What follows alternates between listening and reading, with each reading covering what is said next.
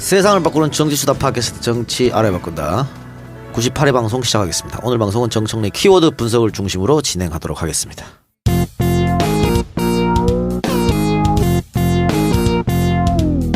정청래 키워드 분석. 정청래 키워드 분석. 정상회담과 대전협정. 정상회담부터 하시죠. 대전협정부터. 진짜 청개구리 고기를 드셨나. 자, 대전협정부터 갑시다. 정청개구리래.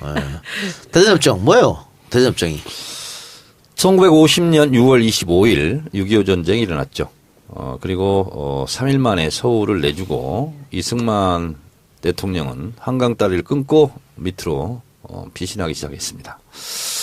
그래서 7월 12일 날 대전에서 미국에게 러브콜을 보냅니다. 우리는 전쟁 수행할 능력이 없으니 군 작전 지휘권을 미국에게 넘겨주고 싶다. 7월 12일 날 제안했고요. 7월 19일 날 미국이 화답하면서 각서를 교환합니다. 이것이 1950년에 있었던 대전협정입니다. 이것은 지명, 대전을 얘기하는 겁니다. 전쟁의 전자가 아닙니다. 예. 그래서 한미 대전협정이라고도 불립니다. 이러면서 지금까지 군 작전 지휘권, 전시작전 지휘권이 미국에게 있는 거죠. 그래서 그때 뭐 병시작전권도 갔었는데 병시작전권 DJ 때 찾아온 거고. 그렇습니다. 그래서 이것이 한미 동맹의 출발점이었다라는 거죠. 자, 그래서 군 실제로 통수권이 미국에게 넘어갔고요. 그 유엔 16개국 참전국이 있었죠. 그리고 실질적으로 이제 미군이라고 볼 수 있는데, 그래서 실제로 미군이 와서 전쟁을 치른 거죠. 예. 그리고 대한민국 정부 이승만 대통령은 실제로 전쟁에 대한 권한이 없게 됩니다. 어떻게 보면 이것이 슬픈 비극의 시작이었다고도 볼 수가 있겠죠. 그래서 전쟁은 1952년부터 휴전협정에 들어가는데요. 이승만 대통령은 반대를 합니다. 휴전을 하면 어떡하냐. 북진 통일을 해야 된다. 능력도 없는 것들이 능력도 없으면서 이게 전쟁 전에 신성무 국방장관이 네. 이승만한테 보고할 때 우리가 북쪽 쳐들어가면 이길 수 있다. 점심은 평양에서 먹고 저녁은 시리즈에서 먹는다. 네. 이렇게 하다 전쟁 나자마자 대전으로 도망간 거 아니에요? 네, 그렇습니다. 문재인 대통령이 미국의 첫 일정이 장진호 전투 기념비에 헌하는 걸로 시작을 하는데요. 이 장진호 전투 기념비가 어떤 거냐면 북한의 압록강 강변에 있는 정확한 지명은 제가 생각이 안 나는데요. 거기에 실제로 갇혔어요.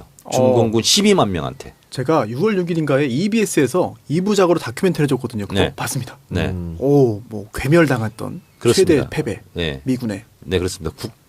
북한의 임시 수도였다는데 무슨 개자로 끝나는데 뭐 거기에 한번 찾아보면 나옵니다.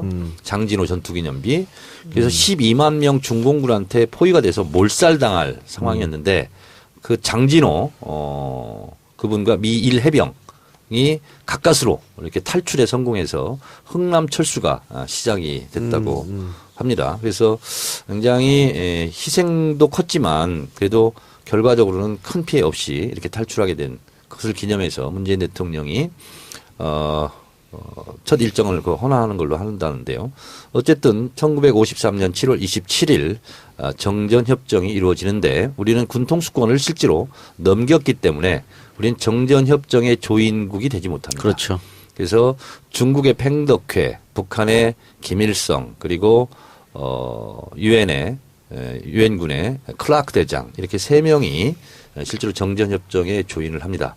그리고 전쟁이 잠시 끝난 게 아니라 종전이 아니라 이제 휴직에 들어가는 거죠. 그러니까 이승만 대통령은 휴전을 반대한 대가로 요구하는 것이 한미 상호 방위 조약입니다.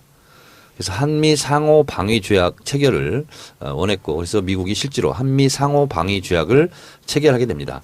한미 상호 방위 조약의 핵심은 뭐 네 가지 얘기하는데 두 가지만 말씀드리면 하나는 한국과 미국은 우방국이기 때문에 서로의 안전 위협에 대해서 전쟁에 개입할 수 있다라는 겁니다.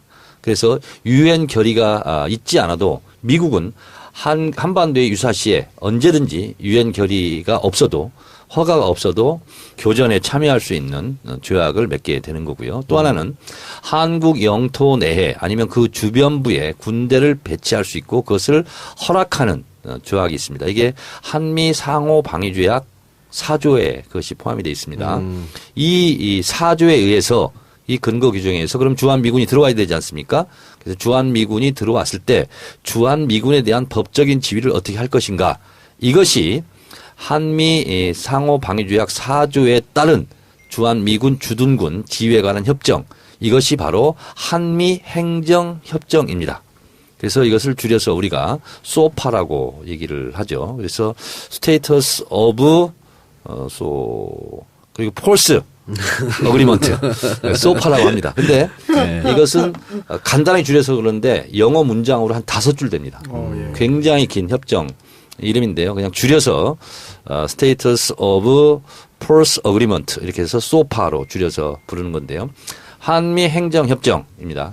대표적인 불평등 협정인데요. 특히 한미 행정협정 22조 형사재판권에 관한 내용이 가장 불평등한 조약이다. 이렇게 우리가 알려져 있고 지금까지 불평등한 소파 개정을 우리가 요구하는 것이 결정적인 것이 22조 형사재판권인데 이걸 쉽게 설명을 하면 이렇습니다. 주한미군이 범죄를 저질렀을 때는 한국이 실제상 수사나 재판을 할 수 없다는 내용입니다.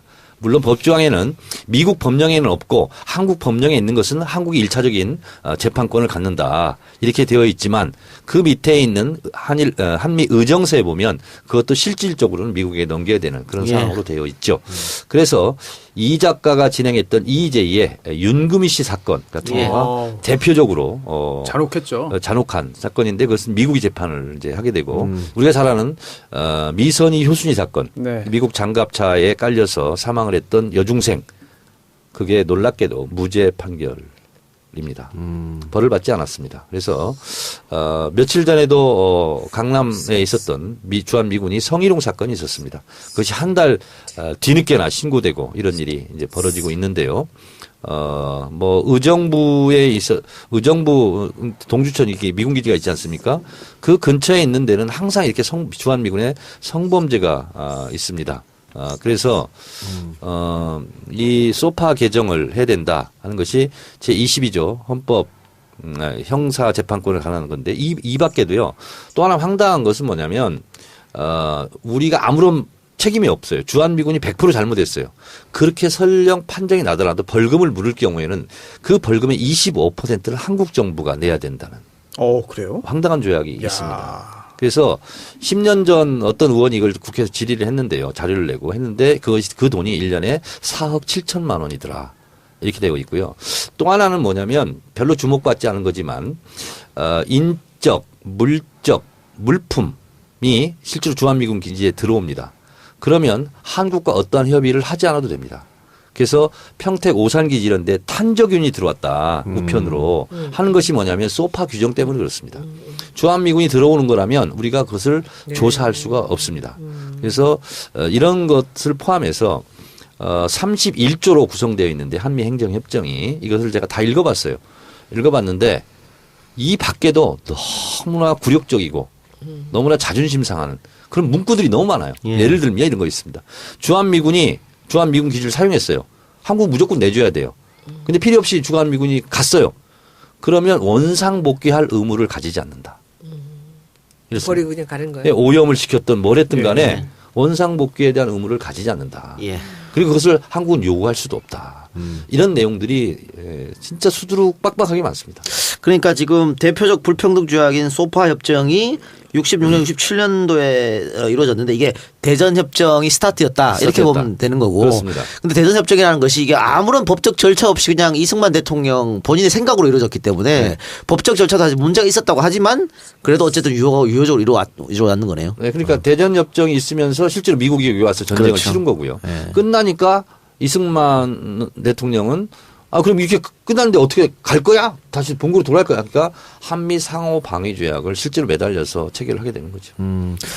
그래서 결론을 말씀드리면 이제 21세기 대한민국 국가 경제가 전 세계에서 뭐 10위권에 이른다고 그러고 국력이 신장됐다고 그러는데 한미 동맹이라는 것은 미국이 우리를 도와주는 거 아니에요? 예. 우호적 관계 아닙니까? 그러면 거기에 맞게 옛날 동반저적, 걸로 돼 있잖아. 네, 그치? 동반저적 관계로 수평적 관계로 불평등한 이 한미 행정협정도 문재인 정부 이 바꿔야죠. 시대에 평등하게 좀 그러니까 바꿔야 되지 해방을 않느냐. 만들었던 그런 이렇게 조약들이 생각합니다. 여태까지 그냥 있는 거죠. 아니, 그러니까 뭐 한 두 차례 개정을 했는데 개정해도 역시 불평등 조약은 남아 있고 특히 아까 뭐 정현도 얘기했습니다만 미국인이 잘못을 한국인한테 했음에도 불구하고 한국인 그러니까 구속할 때는 대한민국이 이게 체포할 권리가 없기 때문에 네. 재판도 네. 이게 이제 제일 먼저 고쳐야 되는데 사실은 이 소파 같은 경우에는 미국은 일본하고도 체결했지 않습니까? 그런데 우리하고 완전 달라요. 네, 다릅니다. 우리만 불평등이야. 네. 그러면서 맨날 뭐 한미 뭐 상호 뭐 이런 얘기하면 어떻게 해? 그러니까 필리핀 같은 경우도요. 수빅만에 설치했던 미 공군 기지 클라크 공군 기지가 있습니다. 거기에도요. 기지 사용률이 다 냈습니다. 미국이. 그래서 나중에는 필리핀 다 올리려고 그랬어요. 그랬더니 미국이 열받네. 우리 뺄게. 그래 뺀 거거든요. 그리고 뭐 재판 권할과 관련해 가지고 모든 미군이나 가족들의 그런 범죄에 대해서 우리나라가 재판권 없는 건 아니고요. 네. 규정이 있어가지고 우리나라 재판권 행사하는 경우도 있고요. 또 수원이나 뭐 의정부 같은데 간혹 가면은요 외국인 재판을 해요. 그런데 좀 몰아서 합니다. 통역사를 불러가지고 쫙 하기 때문에 몰아서 하는데 보통 이제 제일 앞 시간에 미군들도 재판 많이 받아요. 근데 지금 손소 변호사가 지금 좀 개정이 돼서 그렇고요. 아니 방금 얘기해줬잖아요. 법은 그렇게 돼 있다고. 근데 실제적으로 그렇게 안 돼요. 그리고 심재원 더불어민주당 외교통일위원회 위원장이 네. 19대 때 이걸 조사했어요. 그랬더니 7% 정도 네. 형사재판을 실제로 네. 했다고. 주한미군 범죄에 그러니까 대해서. 실제로 그렇게 이루어지지 않는다니까. 7% 정도. 자, 다 하셨어요? 마무리하세요. 네, 네. 대전협정 네. 끝났습니까? 그래서 대전협정이란 말은 좀 생소하실 것 같아요. 생소해요. 처음 들었습니다. 네. 소파 이렇게 얘기하지 않고 제가 키워드를 대전협정 이렇게 했습니다. 예. 하나 지식도 배웠네요. 그래요. 자, 그러면은 또 하나의 키워드 분석 정상회담 광고 듣고 와서 합시다.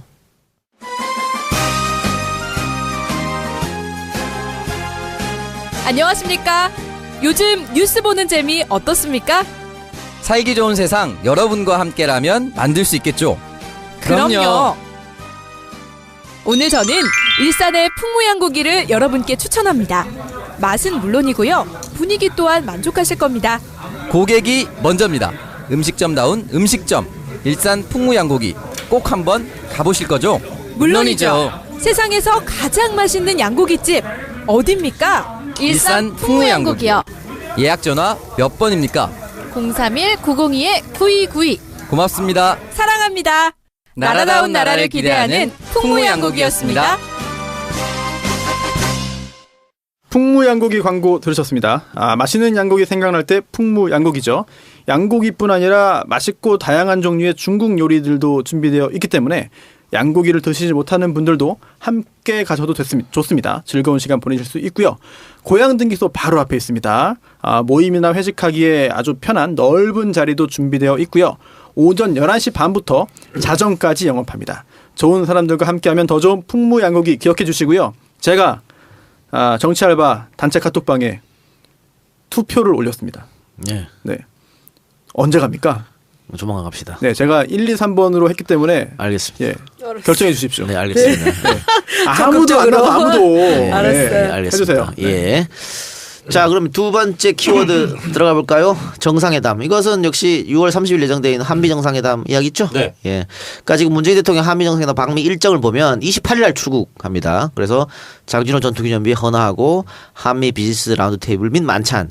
29일에는 미 의회 상하원 지도부 간담회 백악관 방문 그리고 미국 대통령 내외와 상견례 및 만찬. 30일 마크 펜스 미국 부통령과 한국 참전 기념비 헌화 그리고 트럼프 대통령과 정상회담 공동성명 발표 또 미국 전략 국제문제연구소 연설 7월 1일 날 재미동포 간담회 미국 특파원 기자 간담회 그리고 2일 날 돌아오는 하나 둘 셋 넷 4박 5일 코스네요. 네, 시작하십시오. 정상회담 키워드 분석. 네, 정상회담. 손수호 변호사께 묻겠습니다. 네. 이 작가는 모르고 손수호 변호사가 알 것 같아서 뭡니까? 묻겠습니다. 20세기 네. 세계적인 사건 네. 두 개를 꼽는다면? 20세기 사건이요. 네. 첫 번째 2차 세계대전. 네. 두 번째 문재인 대통령 당선. 20세기입니까? 21세기잖아요. 20세기 2차 세계대전 첫 번째로 뽑을 수 있을 것 같고요. 그렇지 않습니다. 아닙니까? 네. 두 개의 사건을 꼽으라면 1917년 러시아 혁명을 꼽고요. 그다음에 90년대 후반 아기 양 돌리 복제 이것이 세계 질서를 뒤바꾼 세계적 사건으로 두 개를 꼽는다고 진짜요? 그럽니다. 네, 그렇습니다. 나는 구소련 붕괴. 아니 그러니까 그 시작이 1917년 볼셰비키 네. 혁명으로부터 나온 거니까 이거는 자본주의 사회주의 이 질서를 바꾼 거고요. 그리고 돌리양 복제는 생명의 질서를 바꾼 거다. 그래서 이제 두 가지 사건을 얘기하는데요.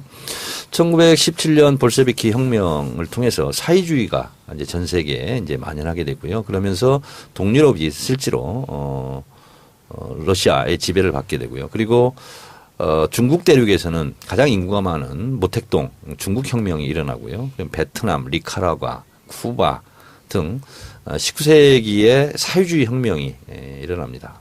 그리고 이것이 실제로는 미소의 대립으로 그리고 자본주의와 사회주의의 대결로 사실은 제3차 세계대전이 이것 때문에 일어나는 것이 아니냐 할 정도로 냉전을 거듭하죠. 박정희가 유신을 했던 논리도 그런 거였죠. 네, 그렇습니다. 그래서 결국은 우리도 직접적인 그 영향권 안에 들어서 우리가 정통성이 약한 우리 정부가 실제로 북한 공산당 때문에 국민들이 한국식 민주주의를 적용해야 된다. 뭐 이러면서 실제로 예. 반공 이데올로기가 지배를 했던 한반도가 바로 또 그런 세계적인 동서 냉전 갈등이 험하게 대립됐던 휴전선을 중심으로 했던 국가이기도 합니다. 그런데 이 미소 냉전, 자본주의와 공산주의 이 냉전을 허물었던 계기가 바로 정상회담이었습니다. 그것이 미국의 닉슨 대통령이 실제로 베이징에 가서 모택동을 만납니다.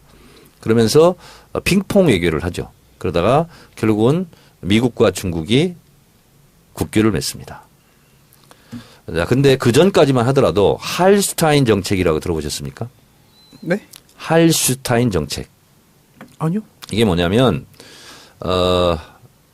중국하고 잘 지내면 안 된다 이런 거예요. 그래서 우리도 자유 중국이라고 얘기했죠. 타이베이, 예, 대만. 예, 대만. 대만하고만 수교를 맺어야 되는 거예요. 그러니까 중국하고 맺으면 안 돼요. 미국의 외교 전략인가요? 그렇습니다. 할슈타인이 뭐 장관인가요? 이게 이제 유럽에서도 똑같은 일이 벌어지는데요. 그래서 할슈타인 정책을 펴면 이게 이제 미소 냉전으로 해서 강대국들이 전형적인 약소국들을 꿀리는 정책이에요. 우리하고 친한 나라만 얘기해. 우리가 싫어하는 나라하고는 수교하면 안 돼. 이런 거거든요. 그래서 실제로 초강대국 미소를 중심으로 해서 소련하고 가까우면 미국하고 멀어지고요. 미국하고 가까워지면 소련하고 멀어지고 이렇게 외교에서도 눈치를 보는 그런 시대가 있었습니다. 할슈타인 독트린. 네. 그거네요. 서독만이 독일의 유일한 합법 정부다. 그렇습니다. 그러니까 타이베이도 뭐 그런 거였은 거죠. 그렇습니다. 예. 예. 하나의 중국 이런 것도 비슷한 건가요, 그러면? 아니, 그거하고 좀 다른 거예요. 예. 그런 거고요.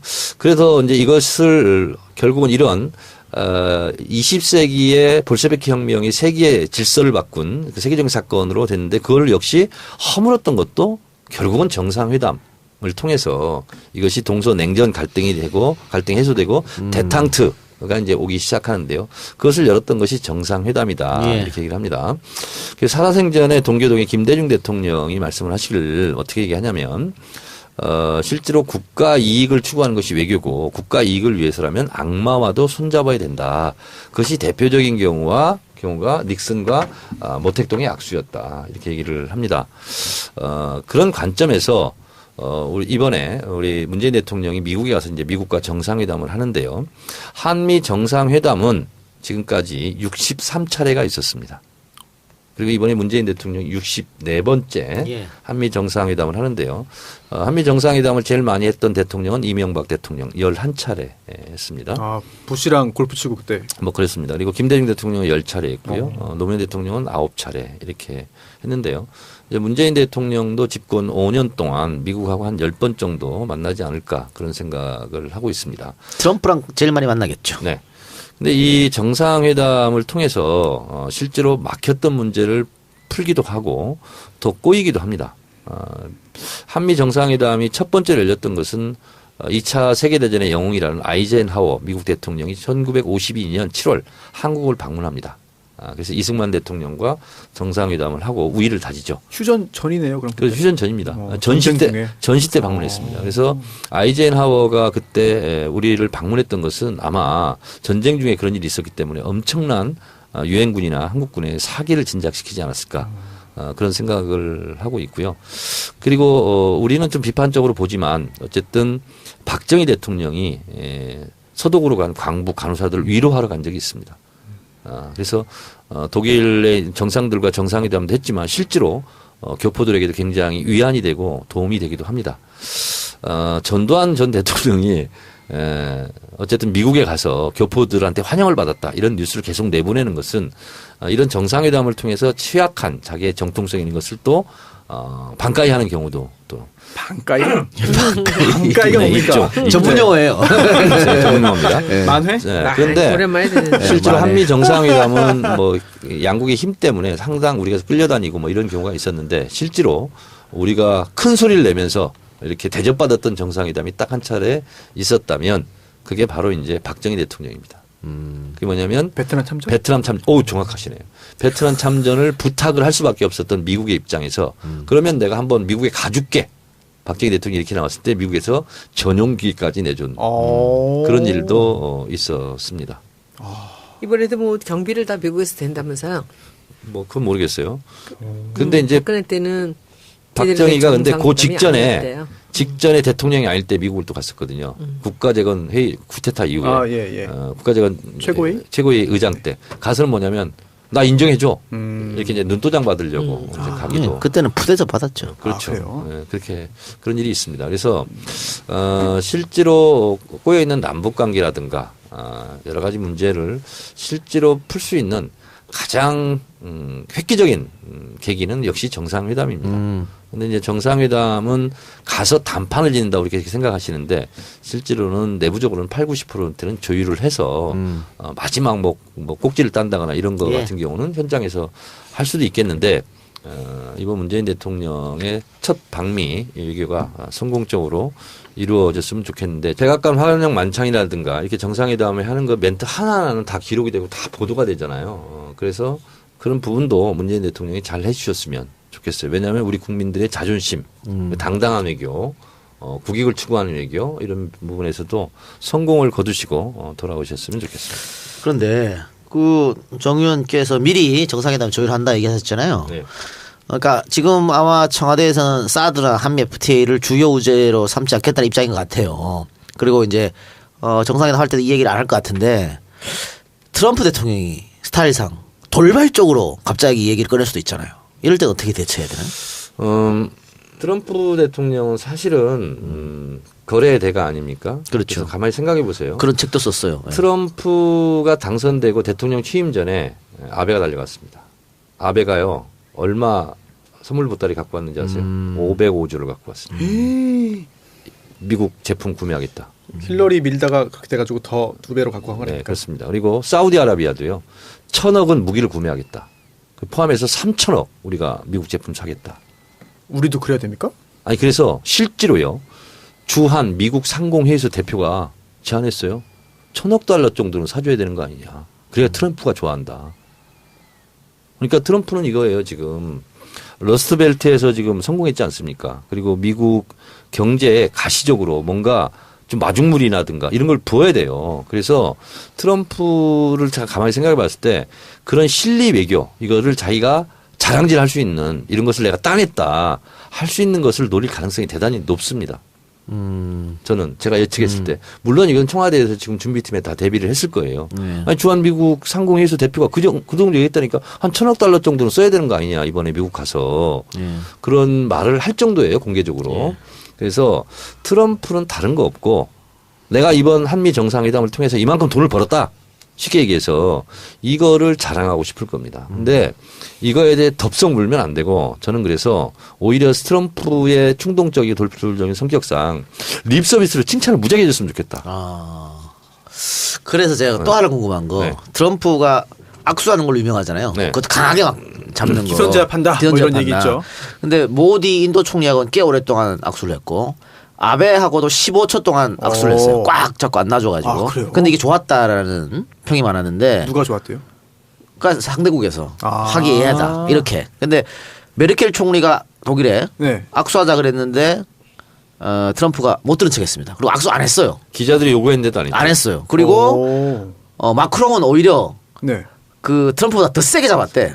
트럼프 손이 아플 정도로. 하얗게 변할 정도로. 네.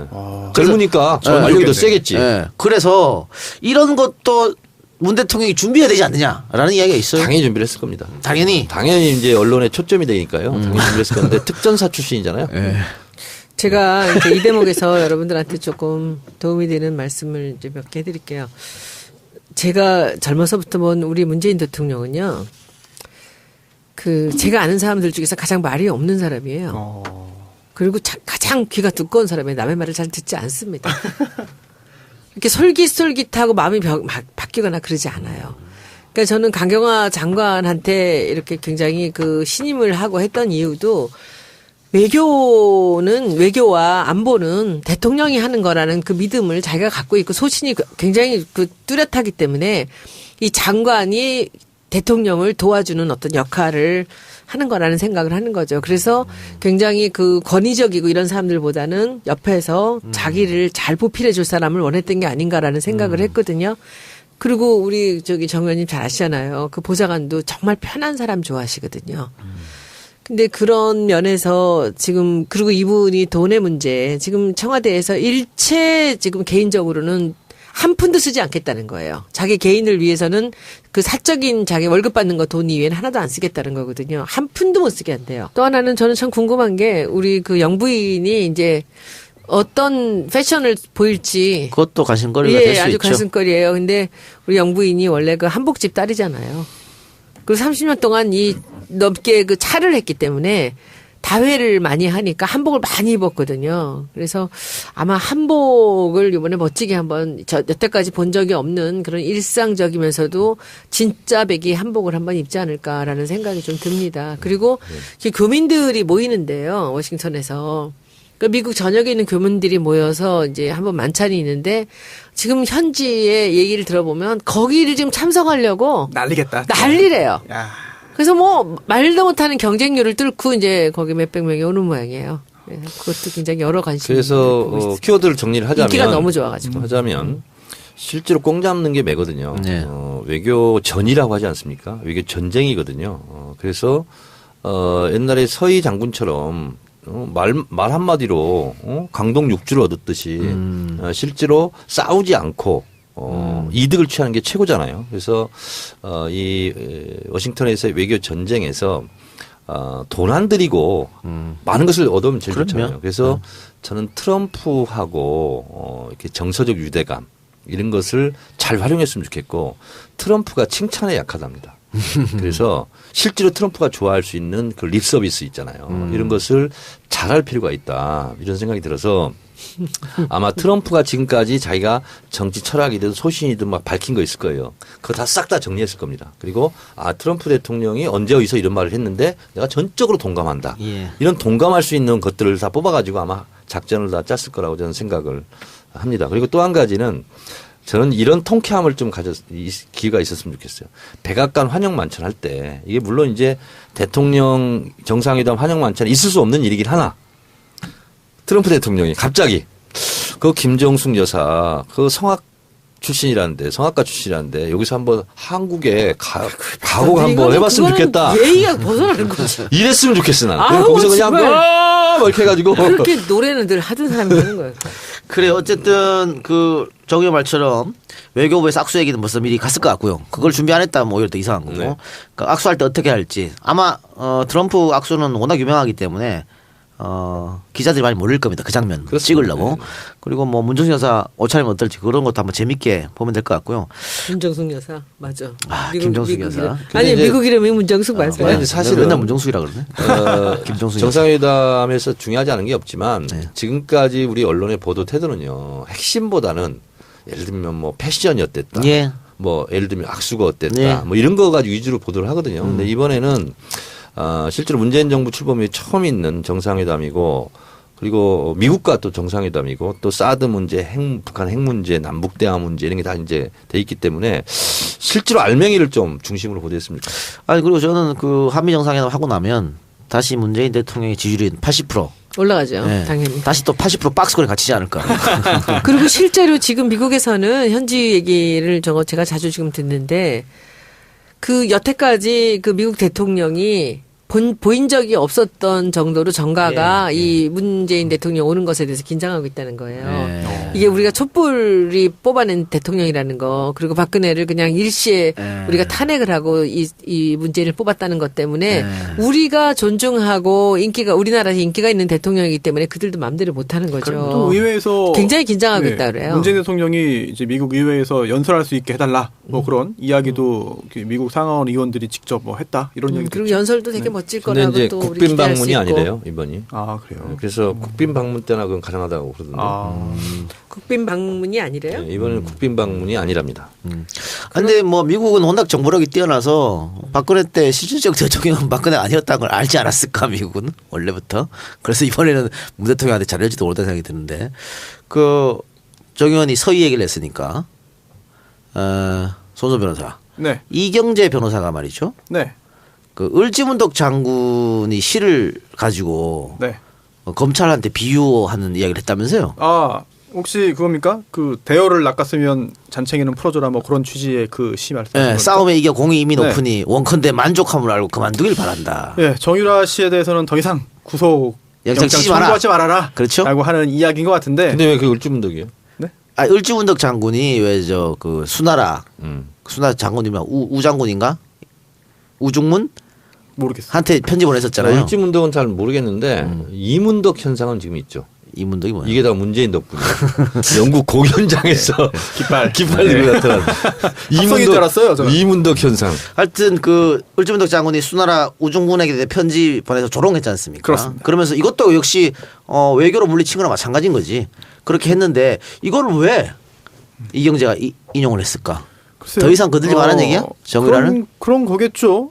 이게 제가 알기로는 재판에서 한 건 아니고 재판 끝나고 나와서 이제 그 기자들한테 했던 이야기로 기억하거든요. 그런데 뭐 기자 앞에서야 뭐 어떤 이야기를 할 수 있겠습니다만 아무래도 이경재 변호사는 최순실 씨의 이야기를 항상 요약해가지고 언론을 상대로 잘 풀어가지고 활용하고 있는데 지금 가장 걱정하는 게 그동안도 그랬지만 최순실 씨의 걱정은 정유라 아니겠습니까? 그렇다면은 물론 2번 기각됐기 때문에 가능성은 현저히 낮아졌지만 그래도 더 이상 괴롭히지 말아라. 내 딸만은 괴롭히지 말아라. 라고 하는 최순실 씨의 어떤 그 바람이나 염원이나 소망을 이경재 변호사가 잘 또 다시 엮어가지고 기자한테 공개한 게 아닌가 싶은데요. 그 3번의 구속영장 청구는 굉장히 이례적이다고 얘기하잖아요. 네. 그런데 이번에 검찰이 정유라를 또 불렀어요. 불렀죠. 오늘 조사했습니다. 화요일. 왜 또 불렀을까? 정말 구속영장 3번째 칠라 그런 걸까요? 그렇지는 않을 것 같아요. 그런데 네. 왜 불렀어? 그러면 불구속으로 재판받게 하면 되지. 왜 또 불렀어? 기소하기 전에 이제 수사가 다 마무리되어야 기소할 수 있는 거잖아요. 그런데 이제 구속된 상태에서 구속시킨 상태에서 집중적인 수사를 하려고 했는데 조사를 그게 안 됐으니까 불구속 상태에서도 불러서 조사를 이어 나가야 되는 거죠. 아니, 우병우 때는 안 했잖아요, 그렇게. 네? 우병우 때는 안 했잖아. 그때는 이제 이 정도면 수사가 다 됐습니다라고 판단을 했을 테죠. 저는 3자 청구 한번 해봤으면 좋겠어요. 왜냐하면 그 최순실 등 2대 입시 부정비리 네네. 그 사건이 정유라가 공범관계다. 이렇게 1심 판결이 네. 나왔잖아요. 예. 자, 공범관계인데 누구는 지금 구속돼 있고 누구는 지금 불구속돼 있잖아요. 네. 그리고 돈을 주고받은 걸로 치면 돈을 준 사람은 구속돼 있고 맞아요. 받은 사람은 지금 그냥 돌아다니고 있는 거야. 네. 그래서 이대 지금 그 교수들이 발끈하고 있다고. 네. 그래서 지금 분위기로 영장 청구를 하면 왜냐하면 또 법원 1심 판결을 근거로 또 한번 도전하는 거기 때문에 영장 판사가 좀 부담스러울 것 같지 않아요? 물론 그렇습니다. 저도 뭐 정유라 씨가 구속되어서 부담감을 느낀 나머지 모든 걸 다 실토했으면 좋겠는데 속 시원하겠는데 현재 규정상 보면은 물론 이제 범죄 사실의 소명이 좀 더 수월해질 수 있겠죠. 1심 판결문을 못 봐서 좀 단정적으로 말씀드리기 어렵습니다만 정유라 씨가 공범으로 지목되었다고 한다면 범죄 사실 소명에는 한 걸음 더 다가갈 수 있을 겁니다. 그런데 그리고 실제로 말 세탁도 지시한 네. 것이 실제로는 네. 정유라 아니냐 이런 언론 보도도 있고 그리고 지금까지 다 몰라요. 엄마가 알아서 한 거 했지만 그것이 아니라는 정황들도 여러 가지 드러났잖아요. 지금. 그런데 그렇다 하더라도 이걸 네. 다 인정하고 맞다 하더라도 주거 부정이나 도주 우려 또는 증거인멸의 우려가 있어야만 구속영장 발부되거든요. 근데 지금 현재 지금까지 모르쇠 하고 네. 뭐 착한 척하면서 뭐 아무것도 네. 모른 척한 것이 증거의 인멸 아니었을까? 근데 1, 2차 그 기각할 때는 안 받아줬죠. 그런 논리를. 지금 현재까지 국내 귀국해서 검찰 조사에 선수로서 지금 성실했고 정유라 지금 네. 변호하고 있습니까? 아니 그 객관적인 또 이제 청취자분들께서 한번 좀 판단해 보시라라는 입장에서 한번 정청래 의원님의 주장에 한번 나름 한번 좀 이야기를 좀 해드린 거고요. 판단을 해보시면 될 것 같은데 제가 볼 때는 세 번째 청구를 해도 그 동안의 법원의 판단 논리를 따른다면은 주거 부정도 아니고 도주 우려도 없을 것으로 보이고 아이도 있겠다. 그동안 부를 때마다 와가지고 조사 다 받았다. 그리고 또 증거인멸 할 것도 없다. 그럼 라고 박근혜도 한다면 구속시키지 말았어야지. 왜요? 주거 부정이 아니잖아. 아니 주거 부정 증거인멸이 예, 증거 증거인멸을 할 게 뭐가 있어? 말을 박근혜가. 짜고 그럴 수가 있는 증거라는 거지, 게 자기들끼리. 그럼 병이라도 마찬가지지. 글쎄요. 그렇게 얘기하면. 근데 정유라는 복잡하지가 않잖아요. 걔는 그 아직은. 입시 부정밖에 없잖아요. 근데 그 윤석열 지검장이 그 영장 청구는 수사팀의 그 몫이다. 그럼요. 관여하지 않겠다 이런 얘기했어요. 네, 그렇습니다. 네. 근데 이경재 변호사는 네. 그렇게 말하는 것 자체가 관여하는 거다 이러더라고. 그렇지는 않을 것 같아요. 왜냐면은 뭐 물론 형식적인 논리겠습니다만 영장 청구서에 보면은 거기에 뭐 지검장 이름이 올라가는 건 아니거든요. 네. 그래요. 알겠습니다. 자 그러면은 키워드 분석은 거기 하면 되겠죠? 네. 광고 듣고 와서 다른 얘기 한번 해봅시다. 아직도 홍삼만 드십니까? 홍삼만 드신 여러분 행복하십니까? 살림살이 좀 나아지셨습니까? 이제 마카 산삼을 드십시오. 마카 산삼. 잉카인들이 즐겨 먹었던 남미 페루의 산삼. 인체에 꼭 필요한 31가지 미네랄과 18종의 아미노산을 함유한 천연 종합 영양제. 세계적인 슈퍼푸드로 인정받아 전 세계가 열광하는 그것. 바로 마카입니다. 페루의 마카와 우리나라의 산삼을 하나로 만들었습니다. 마카 산삼. 이게 다가 아닙니다. 20년 경력 전문가의 자문을 받아 우리 몸에 좋은 11가지 원료까지 하나로 만든 건강 푸드. 마카 산삼. 이제 홍삼 가격으로 마카 산삼 드십시오. 와, 이거 남자한테 딱이네. 딱이야. 애미야, 나한테도 딱이구나. 엄마, 나도 마카산삼. 나도. 검색창에 마카 산삼 또는 영한 네이처를 검색하세요. 영한 네이처 마카 산삼이 답입니다. 마카 산삼을 꼭 기억하세요. 네, 마카산삼 광고 듣고 왔습니다. 영한네이처 마카산삼. 마카산삼에 녹용까지 플러스 시켰습니다. 용량은 증가됐고 가격은 예전 그대로. 마카산삼 녹용 또 마카산삼 따로따로 있으니까 마카산삼만 구매하실 분들은 마카산삼 신청하시고 마카산삼 녹용을 구매하실 분은 마카산삼 녹용을 구매해 주시기 바랍니다. 검색창에서 영한네이처 유서 상품이 있으니까 꼭 영한네이처를 검색하세요. 혹은 031-323-2559 031-323-2559로 전화하시기 바랍니다. 자, 요즘 또 핫한 이야기가 김경준 이야기입니다. BBK 사건으로 9년여 동안 복역을 했다가 이제 미국으로 돌아가지. 강제 추방이죠. 네. 네, 강제 추방당한 김경준 씨가 추방이라기보다는 출국, 강제 출국. 추방. 출국. 다시 못 와. 네. 그럼 추방이지. 추방이야, 추방. 강제 출국을 두 자로 줄이면 추방이에요. 네. 그런데 김경준 씨가 본인의 SNS를 통해서 BBK 사건 수사 과정에 대해서 계속해서 폭로를 하고 있습니다. 그리고 담당 검사 이야기도 하고 있고요. 실제적으로 기획 입국을 시도한 사람은 민주당이 아니고 그렇습니다. 유영아 변호사다. 네, 실명을 거론했습니다. 그렇죠. 이러면서 다시 BBK 사건에 대한 관심이 집중되고 있어요. 또 어제는 JTBC와 인터뷰를 하면서 BBK 실소유주가 이명박이었고 그 증거까지 갖고 있다. 그렇죠. 그러네요. 라고 얘기했습니다. 이거 이렇게 하면 다시 한번 뇌관이 폭발할 것 같은데 일단 저거부터 여쭤볼게요. 꽤 오래전에 이게 사건이 불거졌잖아요. 그러면은 공소시효 문제는 없나요? MB 잡아놓는 데 대해서? 대통령을 했기 때문에 중단되나요? 그때까지는? 기간 동안? 이게 글쎄요. 어떻게 되지 이게 지금? 공소시효가 중단되는 것으로 저는 알고 있어요. 5년 동안. 그쵸. 5년. 재임 기간 동안에는 이제 그 내란 외환죄 아니고선 그러면 소추가 안 살아있는 되니까. 거죠. 이게 10년이죠. 잘 모르겠네요. 공소시효. 모르겠네요. 변호사가 그런 것도 모르고 아니, 공소시효 변호사를 하고 있단 말이에요 지금? 어떻게 다 외워? 어떻게 숫자를 외우고 다녀요? 찾아봐야지 다. 네. 숫자 외워가지고 그거 하는 사람이 더 이상한 거예요. 이거 10년 공소시효. BBK 네.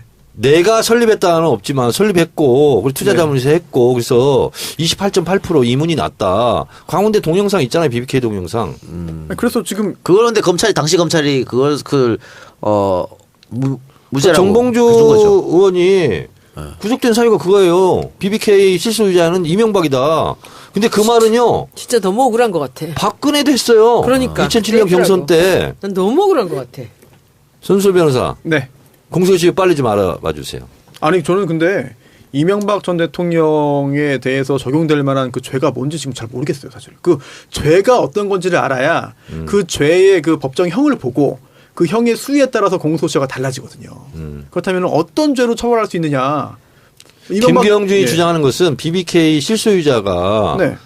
이명박이다. 근데 본인은 계속 아니다. 그게 무슨 죄예요? 거짓말을 아니, 했잖아요. BBK가 사기쳤잖아. 그래가지고 주가 조작 사건이죠. 주가 조작을 했잖아. 아, 주가 조작? 그러면 네. 그 BBK 관련된 그 주가 조작을 이명박 대통령이 했다? 그렇게 되는 그런 거 거지. 그렇게 되는 거죠. 실소유자니까. 아, 지금까지 지금 뭘 지금 안 거야. 아니 근데 실소유자로 해가지고 모든 그런 범죄를 했다? 손수 변호사. 네. 이런 것에 대해서 아니, 지금 잘 모르고 있어요? 제가 아니, 이때는 정치에 전혀 관심 없을 때라서. 사퇴하세요. 김경준이 그걸로 저요? 처벌받아서 9년 살았어요. 아, 손수 변호사직 사퇴하세요. 계산 좀 해보겠습니다. 네. 요새 사퇴가 유행이에요. 사퇴하세요 다음은 반드시 닥치세요인데. 그렇죠? 이게 BBK 주가 조작 사건인데 네. 쉽게 말하면 이거잖아요. 주가 조작 사건인데 김경준한테 덤택이 씌운 거예요. 그리고 그래요? BBK는 내게 아니다. 이런 거잖아요, 지금. 아, 횡령액이 50억 이상일 때 공소시효가 10년이네요. 그럼 10년이네. 횡령? 네. 사기가 아니라? 예, 10년인데 지금 대통령 기간 5년은 정지되니까 네. 이렇게 된 거예요. 손 변호사 쉽게 얘기하면 예. BBK가 있고요. 네네. 그리고 이제 김경준이나 정봉주 의원 주장은 그 실소유자는 이명박이고 그리고 광운대 동영상에 실제로 내가 설립했다는 게 취지로 네. 말을 했고 그리고 투자 자문회사를 세웠고 그리고 또 바지 회사를 세워서 네. 아 저런 금융회사 저런 훌륭한 금융회사가 BBK에 지금 투자를 했다. 네네. 그래서 BBK 주가가 올라가는 거예요. 그 개미 군단들이 따라서 사는 거야. 네. 쭉 빠져버린 거야 작전 세력은. 그러면서 개미 부대만 주가 피해를 받은 거예요. 그러니까 LKE 이뱅크를 설립해가지고 319억 원대 회사 자금을 횡령했다. 이게 이제 김경준의 죄야. 네. 319원대 회사 자금 옵셔널 벤처스 코리아를 인수한 후에. 근데 이 옵셔널 벤처스 코리아를 인수할 때 BBK 자금이 동원됐는데 김경준은 그 BBK 실소유주는 이명박이다가 되는 거죠. 이게 지금 법에 따르면은 이게 횡령봉으로 인한 그 이익액이 5억 원 이상이면은 이제 특경법, 특정 경제범죄 가중처벌 등에 관한 법률 적용됩니다. 그래서 50억 이상을 횡령했을 경우에는 무기징역 또는 5년 이상의 징역이고요. 그리고 5억 원 이상 50억 원 미만일 경우에는 3년 이상의 유기징역인데 뭐 몇백억 횡령이라고 한다면은 당연히 무기징역 또는 5년 이상의 징역인데 그러니까 공소시효. 이거 행위한 게 언제죠? 대략? 2001년. 그럼 2001년 지금법 아니라 2001년 행위 당시에 그런 법령부터 확인을 해야 돼요. 2001년으로. 근데 어쨌든 김경준은 2009년에 이 사건으로 징역 8년에 벌금 100억 원. 그러니까 이명박 전 대통령이 네. 선거법 위반으로 의원직을 상실해요. 네. 그리고 미국으로 가잖아요. 종로. 네, 미국으로 가가지고 그 김경준 누나 누구죠? 에리카. 에리카 킴 거기서 만나고 이렇게 해서 이런 김경준을 건 기억나네. 알게 된 거예요. 그래가지고 돌아와가지고 내가 이렇게 쌤삥이 사람이 돼서 돌아왔다. 금융회사도 차리고 예. 뭐 이렇게 해가지고 내가 비전이 있다 하면서 본인의 정치적 재기 발판으로 몸부림칠 때 이런 얘기를 이제 한 거죠. 강원대에서.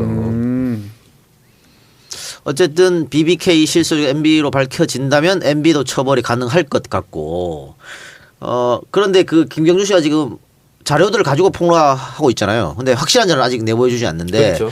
확실한 자료를 대한민국 수사기관에 제출한다면 BBK 수사를 다시 할 수 있나요, 이거?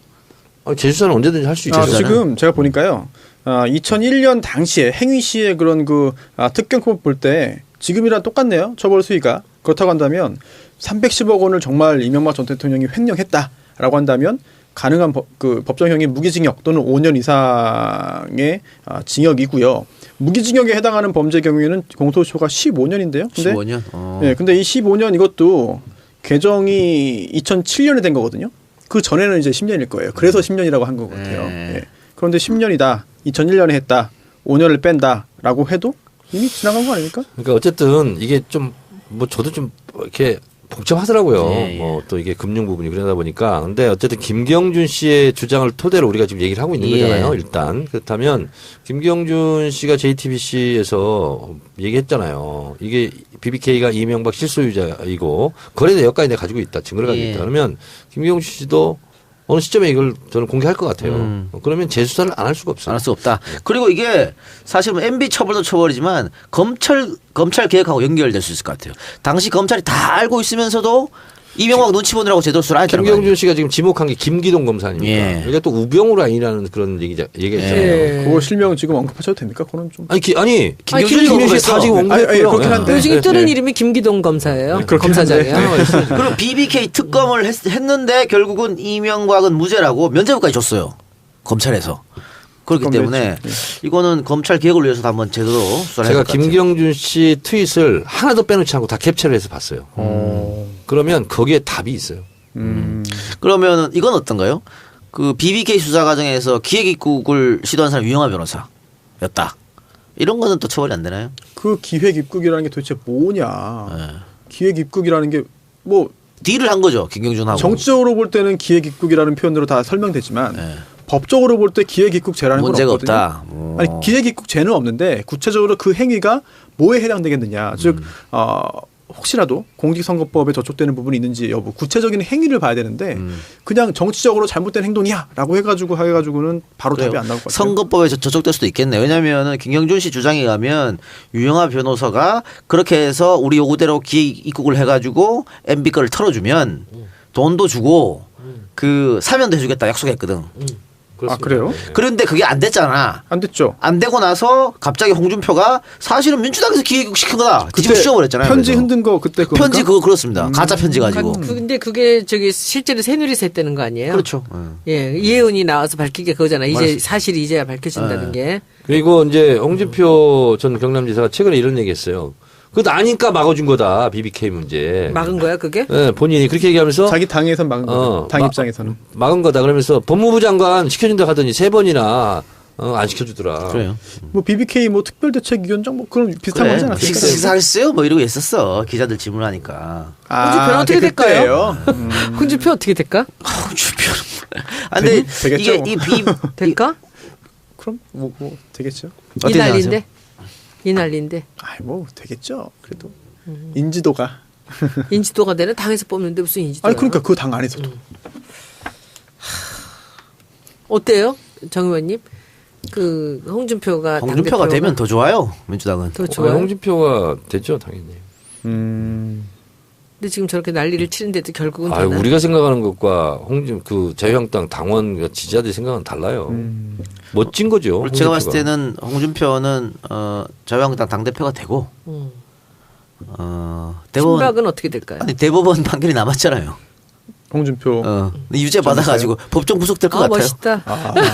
그러면 되지 뭐. 그럴 수가 있을까요? 대법원에서 파견 시킬 수도 있죠. 파견선하면 다시 2심으로 돌아가서 네. 이제 그 2심 절차가 진행되는 거죠. 거기에서 이제 다시 재판을 받아야 되는 거죠. 예. 그러니까.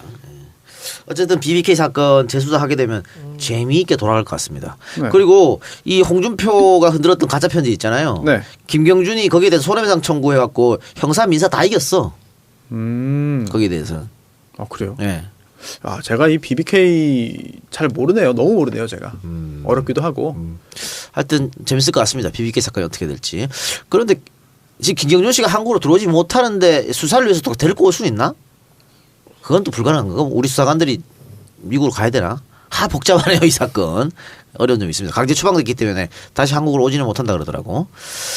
그래서 BBK 얘기를 거기까지 하고 다른 얘기 좀 해봅시다. 자 오늘 화요일이죠. 저희 녹화한 날. 국회에서 원내 사당 대표들이 만나서 국회 정상에 대한 합의를 했고 합의가 이루어졌다고 합니다. 합의 내용을 보면 추경에 대한 내용이 근데 없어요. 제외됐어요. 왜 제외됐습니까 이거? 뭐 자유한국당이 끝까지 안 된다고 하니까 그런 거 아닙니까? 손 의원님께서 잘 아실 것 같아요. 좀 원내에서 굉장히 많은 노력을 하고 있는데 그 부분은 끝내 합의를 안 해주는 것 같아요. 그리고 합의문 가운데서 이 재밌는 거는 헌법 개정 특별위원회 활동 기간을 연장해서 오늘 그거는 운영한다. 그 오늘은 통과됐습니다. 요 문제겠죠? 네. 언제까지로 연장입니까? 그 날짜는 아직 그 써놓지는 않은 것 같은데. 그런데 이렇게 연장해서 한다 그래봤자 지금 시간이 너무 촉박한데 내년 6월 지방선거까지 이걸 마무리한다는 게 어떻게 될지 모르겠습니다. 근데 이것도 좀 어렵지 않을까요? 네, 지켜보도록 하기로 하고요. 조금 요거 한 기사 한번 소개해 드릴게요.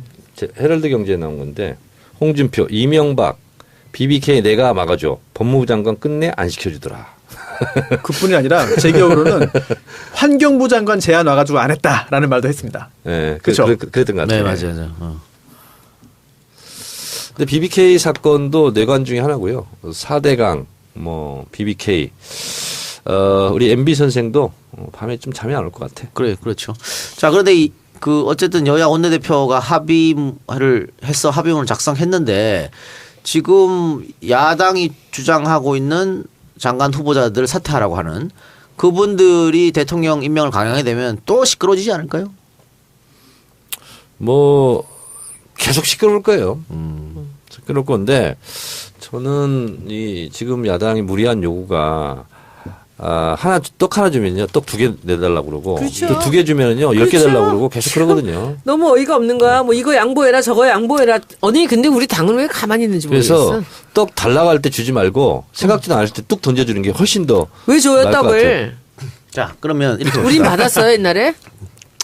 하여튼 전략상 정의당 같은 경우에는 민주당하고 그렇게 각을 세우지 않고 있습니다. 야당이지만. 아니 많이 우리 우호적이에요. 그렇지, 우호적이잖아요. 그리고 국민의당 같은 경우에 이번에 그 조작 사건 때문에 많이 기가 죽어가지고 예전처럼 그렇게 못할 것 같고. 근데 사실인지 모르겠는데 송영무 후보자에 대해서는 정의당도 반대한다 이렇게. 네, 맞아요. 예, 그건 그렇죠. 네. 예. 그랬는데 이제 남은 거는 바른정당하고 자유한국당인데 자유한국당은 뭐 처음부터 계속 끝까지 반대할 거고 바른정당이 이혜훈 의원이 당대표가 됐어요. 좋아질 것 같지 않아요 우리하고는? 그래서 여쭤봤습니다. 네. 어떻게 보세요? 뭐 전 좋고 나쁘고가 없는 것 같습니다. 크게 바뀌지 않을 것이다. 네.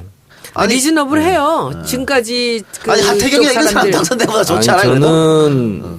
저는 본질적인 그 줄기 있잖아요. 나무로 치면 네. 줄기는 뭐 똑같은 거고 격까지 몇 개는 그럴 수 있다고 보는데 저는 17대부터 이혜원 의원을 압니다. 그리고 토론도 해봤고요. 근데 지금이 좀 이상해요. 네, 솔직히 그래요? 그렇게들 말씀드리면. 얘기하시더라고요. 저기 대통령 당선되고 얼마 안 됐을 때는 문재인 대통령 두렵다 그러고 막 그랬다고 너무 잘해서. 아니, 지금도 조금 그래요. 오히려 그런 면이 우리가 상대하기 더 어려울 수 있어요. 오히려. 제가 볼 때는 전략적인 측면일지라도 일단 그 대표로 취임한 이후에는 초기에는 적어도 초기에는 문재인 대통령 민주당 정부에 좀 우호적인 그런 그 제스처를 취하지 않을까. 그러면서 여태까지 계속 그랬어요. 선거 끝나고. 자유한국당과 좀 차별화를 주기 위해서. 저는요 이거거든요.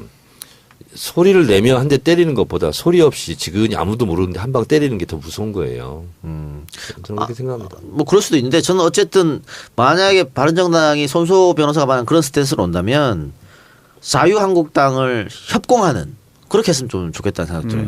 근데 이제 자유한국당을 정말 싫어하긴 하더라고요. 제 판도라 싫어해요. 같이 촬영해보니까 우리가 싫어하는 것보다 더 싫어해요. 그 정도입니까? 아주 싫어해요. 굉장히 심했던 사람 중에 하나이기 때문에. 근데 자유한국당을 우리처럼 싫어한다고 해서 우리 편이 되는 게 아니에요. 정치라는 게. 저희 동네 지역구 의원인데. 그 동네 삽니까? 네. 부천에 사네? 아니요. 그 동네가 서초가 좀 편차가 심합니다.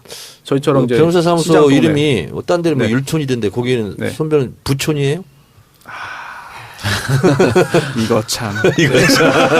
그런 개그감으로 수다면 못 들어옵니다. 그러지. 아, 그거 아니어도 못 들어갈 것 같아. 그래요. 알겠습니다. 자, 더 하실 말 있어요? 오늘 못다한 말. 손혜원 의원님. 뭐 저는 뭐 여러 가지 너무 많은 사안을 머릿속에 안고 있어가지고. 검찰 알바는 계속 하실 거고. 그럼요. 이제 10회 예정하고 10회. 10회. 그럼 지금 4번 했나요? 5번. 5번. 오늘 5회가 지금까지 방송 중에 제일 재밌었다는 얘기도 있어요. 계속 제일 재밌어요. 그러니까 처음보다 둘째가 낫고 둘째보다 셋째가 낫고 이 넷째보다 넷째가 계속 좀 낮이는데 그러니까 점점 더 이 최 변호사가 네. 작정을 하고 해요. 아. 그 한번 들어보시면요. 말을 도대체 너무 길어서 이 사람 숨 넘어갈 것 같아서 막 끊어 내가. 저는 아직도 그럼 못 또 들었어요. 끊는다고 근데. 난리야. 그 5번째 거 들어보시고요. 그리고 1번, 2번, 3번, 3번 다 재밌어요. 정주행 해야 됩니까? 역주행해도 됩니까? 역주행해도 돼요. 그냥 한 다 편을 달라요. 들어도 되잖아요. 예. 다르니까. 예. 근데 최강욱 변호사랑 제가 이제 검찰 개혁을 합시다. 하고 싶은 얘기를 합시다 해서 이제 판을 깔았는데 사실은 제가 뭐 검찰을 뭘 알아. 그래서 이제 김남국 변호사를 끌어들인 거예요. 같이 하는데 김남국 변호사가 얼마나 준비를 많이 해오는지 몰라. 근데 준비를 해오는데 그거 할 시간이 없어. 근데 혼자 얘기가 끝없이 이어지는데 계속 이어져요. 그러니까는 그동안 전국구에서 이제 늘 이렇게 짧게 했던 것들만 봤었는데 굉장히 그리고 막 주진영 선생이 너무 부러워해. 뭘요? 저렇게 빨리 하는데 저렇게 정확하게 말을 하는데 말이 빠르고요. 그리고 네. 정확하고 쉬운 단어를 써요. 그리고 목소리가 또 이게 좋아요. 예, 목소리 좋. 그러니까 그 전달력이 너무 좋은 거예요. 그러니까 막 주진영 선생은 야 최강욱이 너무 잘한다. 최강욱이 너무 잘한다. 그러고 최강욱 변호사는 처음 올 때부터 공 선생이 너무 잘했는데 자기가 이 자리에 들어가서 어떻게 채울까. 웬걸 첫 회부터 이기는 거예요. 더 많은 사람들이 보거든요. 아니, 그 종편에서 가끔 그 화면을 최근에 인용해가지고 이제 보도하는데 그런데 보면은 제가 알기로는 뭐 제가 보지 못했지만 아직 손 의원님하고 최 변호사님하고 김남국 변호사하고 3명이 나오는 걸 아는데 혼자 다 해. 아니 김남국 변호사 나오는 화면 부분을 잘라가지고 네, 손 의원님하고 최 변호사님 2명 아니 나오는 나도 맨날 잘려. 아 그래요? 그거 근데 화면만 하는 거예요? 그거를 이 사람들이 캡처를 한 거지. 실제로는 첫 회를 했는데요. 최 변호사 혼자만 다 해갖고 내가 김남국 변호사한테 너무 미안한 거야. 왜냐하면 댓글에 김남국 춤이라도 춰라. 너무 아무것도 안 하니까. 그래서 2번째부터는 이제 제가 미리 양해를 구하고 중간중간에 얘기들을 끊고 그 질문이라도 한 번씩 김남국 변호사가 얘기를 하게끔 만들었어요. 근데도 너무 열정적으로 얘기를 하시니까 끊을 수가 없어요. 그래서 억지로 끊어서 몇 마디 좀 쉬게 했더니 손혜원 무식한 게 끊지 말아라고 또 너무 나와. 근데 최 변호사께서 정말 작정하고 해요. 그러니까 검찰 그거 내용 들어봐요. 뭐 너무 무서워요. 예. 내용이 진짜 무서워요. 우리나라 검찰이 어떻게 다 공룡이 됐는지를 첫 회부터 들어가는 거예요. 꼭 듣겠습니다. 박철원이 시작해서 근데 이 사람이 변호사잖아요. 그러니까 자기가 엄청나게 센 얘기들을 하면서도 딱 아무것도 안 걸리게 하는 거예요. 그냥 그렇게 하는데 이번에도 그 앞에 그렇게 멘트를 앞에 그 붙였거든요. 내가 직접 확인한 사실은 아니지만 근데 오늘 그 얘기 써놓은 거 보세요. 얼마나 세게 쓰나. 굉장히 흥미롭고 그러다 보니까 좀 더 긴장도 돼요. 하도 이슈가 되니까. 예. 최강욱, 김남국의 검찰 나라를 바꾼다. 많이 사랑해 주시고. 탁현민 행정관에 대해서는 우리 손 의원님 어떻게 생각하십니까? 전 저번에도 말씀드렸잖아요. 네, 기억이 안 나. 저는 탁현민 씨를 오래전부터 알고 있고요. 이 사람의 성향에 대해서 뭐 그 책 낼 때부터 제가 알고 있습니다. 그래서 그런 책 내놨다가 나중에 어떡하려고 그래요? 그랬더니, 뭐 제가 뭐 무슨 상관이 있습니까? 이랬었어요. 2006년부터 제가 알니까. 근데 지금 상황에서는 제가 보기에 행정관 한 사람을 갖고 무슨 뭐 언론이고 지금 뭐 야당이고 이래라 저래라 청와대다 그럴 필요는 저는 없을 거예요. 그럴 수 없다고 생각하고요. 탁현민이라는 사람이 거기에 맞느냐 안 맞느냐를 떠나서 저는 이 야당이나 언론이 하는 이런 행태가 맞지 않다고 생각합니다. 그리고 잘라도 청와대에서 알아서 자를 것이고 그냥 쓰면 또 알아서 쓸 것이지 우리가 이렇게 저렇게 얘기할 건 아니고요. 뭐 이렇게 우리 여성 의원들이 이제 사실은 이제 카톡방에서 많은 얘기들이 있었습니다. 많은 얘기 있는데, 뭐 잘 아시다시피 저는 탁현민을 잘 알고 있고 또 뭐 청와대 입장을 옹호하는 편이기 때문에 저는 표창원 의원 때나 마찬가지로 어디든 들어가지 않았어요. 그리고 저는 그렇지 않습니다. 저는 못하겠습니다. 예. 이렇게 했는데, 사실 우리 여성 의원들도 뭐 그렇게 백혜련 나가서 또 엄청나게 지금 또 혼났는데, 그렇게 뭐 그런 다른 뜻을 갖고 한 건 아니고요. 이제 주로 이제 여성 관련 단체라든지 이런 데서 일하시는 분들은 이제 여성을 혐오하고 하는 것에 대해서는 굉장히 반응이 민감하거든요. 그런 것 때문에 그런 거지. 근데 저는 뭐 탁현민 뭐 행정관에 대해서는 본인이 그만두고 싶어도 지금 그만두지 못하는 상황이 아닐까? 저는 그렇게 생각합니다. 동감합니까, 선수 변호사? 뭐 일부. 네. 그게 네, 일부. 동감하지 않는 부분은 뭐예요? 네? 동감하지 않는 부분은 뭐야? 저 사실 탁현민 행정관이 누군지 잘 모르겠어요. 네. 아니 뭐 알고 모르고를 떠나서 요즘에 자꾸 시끄러워지니까. 물론 그 당시에 책에 있던 내용 그 자체를 지금 시점에서 관점에서 딱 보면은 뭐 물론 문제 제기 충분히 할 만한 부분인 것 같은데 탁현민 행정관의 그 개인에 대한 그런 그 판단 그것과 지금 현재 탁현민 행정관이 무슨 일을 하는 사람이냐. 그 탁현민 행정관의 여성관이 지금 하는 일, 청와대에서 하는 일에 영향을 미쳐서 결국 문재인 대통령의 어떤 그 행적이나 업적이나 이런 활동으로 수용돼서 나오는 상황이냐.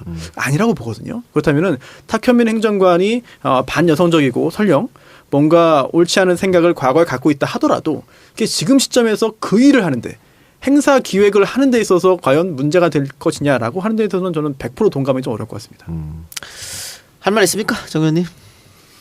없습니다. 예, 그럼 자 이걸로 제가 하나 좀 예. 반성하는 말씀을 좀 드리겠는데 아까 제가 BBK 그 주제로 말씀하실 때 제가 참 모르는 게 많구나 예. 하는 생각을 했고요. 제가 되짚어 보니까 그 시절에 제가 그 언론을 끊고 살았던 것 같아요. 이명박 찍었어요? 아니요. 그랬으면 신나게 언론 봤겠죠. 그래서 그 당시에 모든 걸 제가 그 인천 연고 야구팀을 좋아하는데 현대가 인천을 버리고 서울 가다가 서울 못 가서 수원에 주저앉았잖아요. 그때 3년 동안 야구를 안 봤습니다. 그런 심정으로 정치를 손수 변호사 예. 다음 주에 할 때 있잖아요. 네. BBK 사건이 뭐다라고 총정리를 해와서 그래요? 예.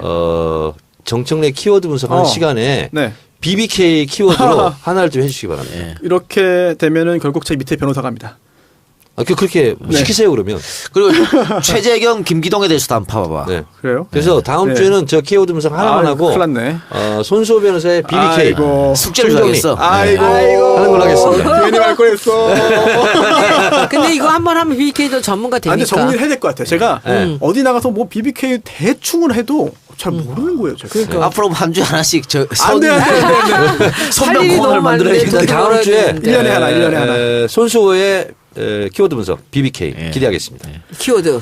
이것이 BBK다. 이것이 BBK다. 멋있다. 이러면 제 밑에 변호사들이 정말 더 싫어요, 저를. 근데 김남국 변호사가 손소 변호사보다 더 많이 나가죠, 정편에. 요즘에 비슷한가? 김변 많이 나가요. 어. 비슷할 거예요, 아마. 저는 뭐 정치 관련된 건 잘 안 나가기 때문에. 네. 아, 주로 사건. 네네. 근데 저는 종편 아닌 게 더 많아요. 여기저기 많이 나오시더라. 가끔 이거 소리 듣고 깜짝 놀래. 아, 그래요? 라디오도 네. 많이 나가죠. 네. 알겠습니다. 그러면은 이것으로 오늘 방송 마치고요. 저희는 다음 주에 찾아뵙도록 하겠습니다. 근데 이 작가님은 탁현민 행정관 어떻게 생각하는데요? 아니 저는 손 의원님이랑 똑같아요. 여러 방송에서 얘기했어요. 저는 지키고 안 지키고 떠나서 그냥 청와대에서 알아서 네, 하시기를 청와대에서 알아서 하는 저는 거고. 맡기겠습니다. 아니면 뭐 탁현민 행정관 본인이 판단하는 거지 뭐. 근데 이걸 가지고 자꾸 논란을 삼으니까 이제 그렇죠. 그런 건데. 근데 이제 탁현민 만약에 그만둔다고 해봐요. 그다음에 다음엔 또 다시. 그러니까 이거는 그냥 야당에서 흔들게 하는 거 아니에요? 언론과 야당에서. 안경환 조국, 탁현민 조국, 뭐 우리가 누구 조국 계속 언제부터 청와대 행정관까지 신경 썼어? 그러니까. 뭐 비서관쯤이면 또 몰라. 그러니까 이건 말이 안 되고. 옛날 윤전추는 우리가 나오라는 얘기는 안 했어. 이상하다 그랬지. 왜 갔어 거기에? 이상하다 그랬지. 나와 이러지도 않았다고. 그것도 나중에 날았잖아요. 간줄. 그래요. 저희 다음 주 뵙겠습니다. 들어주셔서 대단히 수고하셨습니다. 감사하고 방청 여러분들 감사합니다. 고맙습니다. 고맙습니다. 공군기지 클라크 공군기지가 있습니다. 거기에도요 기지 사용률이 다 냈습니다 미국이. 그래서 나중에는 필리핀 다 올리려고 그랬어요. 그랬더니 미국이 열받네 우리 뺄게 그래 뺀 거거든요. 그리고 뭐 재판 권할과 관련해 가지고 모든 미군이나 가족들의 그런 범죄에 대해서 우리나라가 재판권 없는 건 아니고요. 네. 규정이 있어가지고 우리나라 재판권 행사하는 경우도 있고요. 또 수원이나 뭐 의정부 같은데 간혹 가면은요 외국인 재판을 해요. 그런데 좀 몰아서 합니다. 통역사를 불러가지고 쫙 하기 때문에 몰아서 하는데 보통 이제 제일 앞 시간에 미군들도 재판 많이 받아요. 근데 지금 손소 변호사가 지금 좀 개정이 돼서 그렇고요. 아니 방금 얘기해줬잖아요. 법은 그렇게 돼 있다고. 근데 실제적으로 그렇게 안 돼요. 심재원 더불어민주당 외교통일위원회 위원장이 네. 19대 때 이걸 조사했어요. 그랬더니 7% 정도 네. 형사재판을 실제로 네. 했다고. 주한미군 범죄에 그러니까 대해서. 실제로 그렇게 이루어지지 않는다니까. 7% 정도. 자, 다 하셨어요? 마무리하세요. 네, 네. 대전협정. 네. 끝났습니까? 그래서 대전협정이란 말은 좀 생소하실 것 같아요. 생소해요. 처음 들었습니다. 그래서 소파 이렇게 얘기하지 않고 제가 키워드를 대전협정 이렇게 했습니다. 네. 하나 지식도 배웠네요. 그래요. 자, 그러면은 또 하나의 키워드 분석 정상회담 광고 듣고 와서 합시다.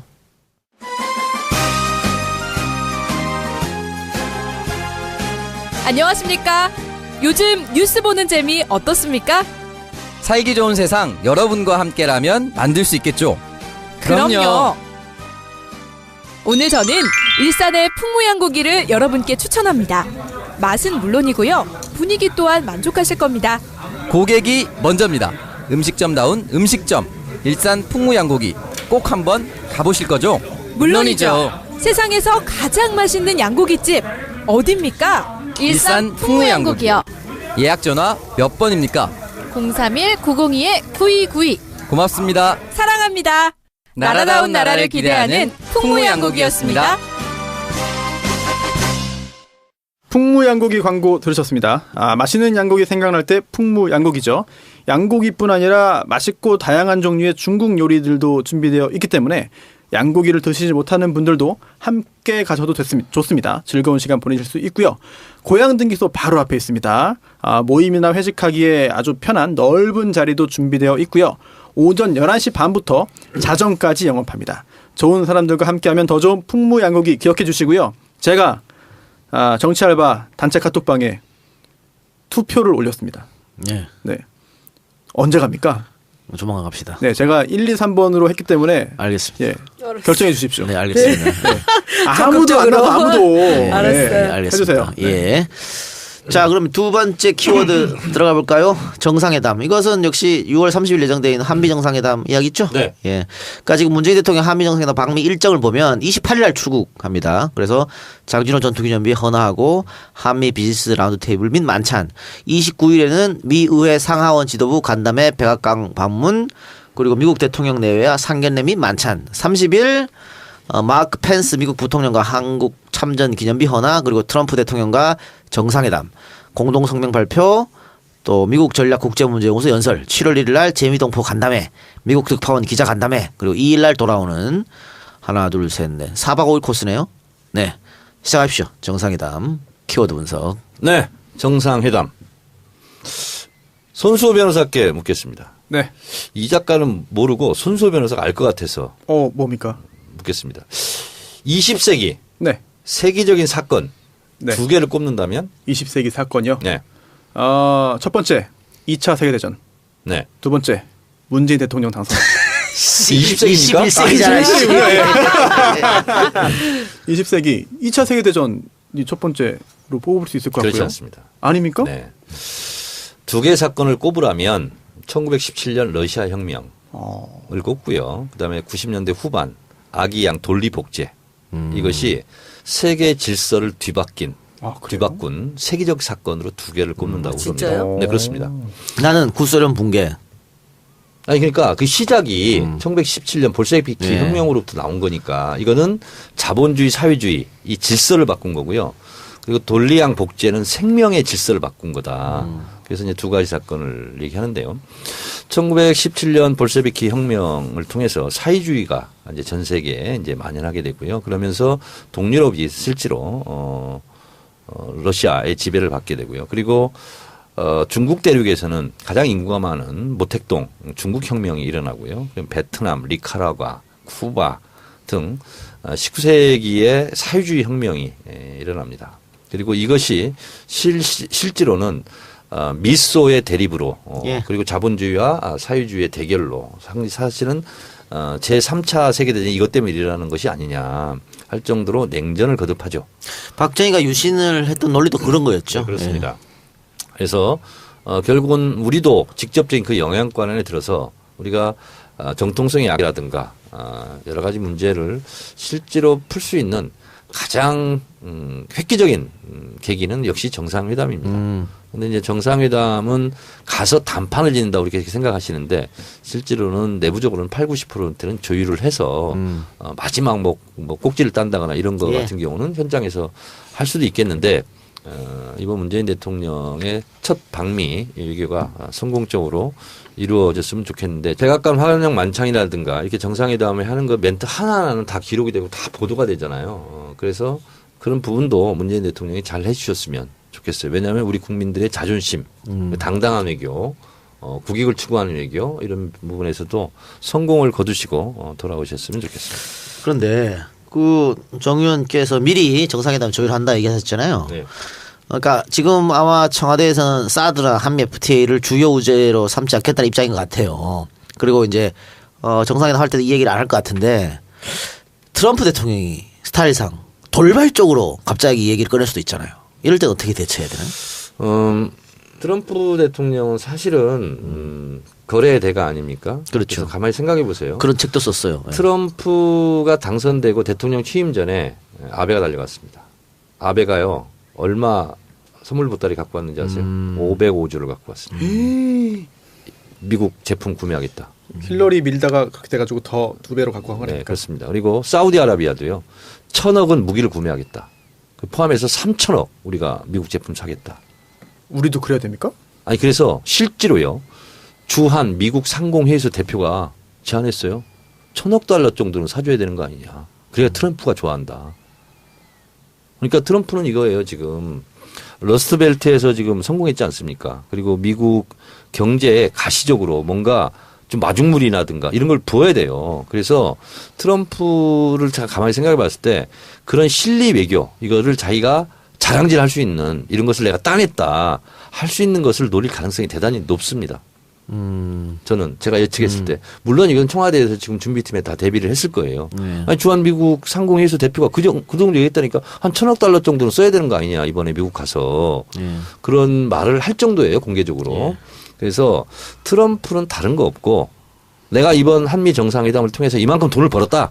쉽게 얘기해서 이거를 자랑하고 싶을 겁니다. 근데 이거에 대해 덥석 물면 안 되고 저는 그래서 오히려 트럼프의 충동적이고 돌출적인 성격상 립 서비스를 칭찬을 무지하게 해줬으면 좋겠다.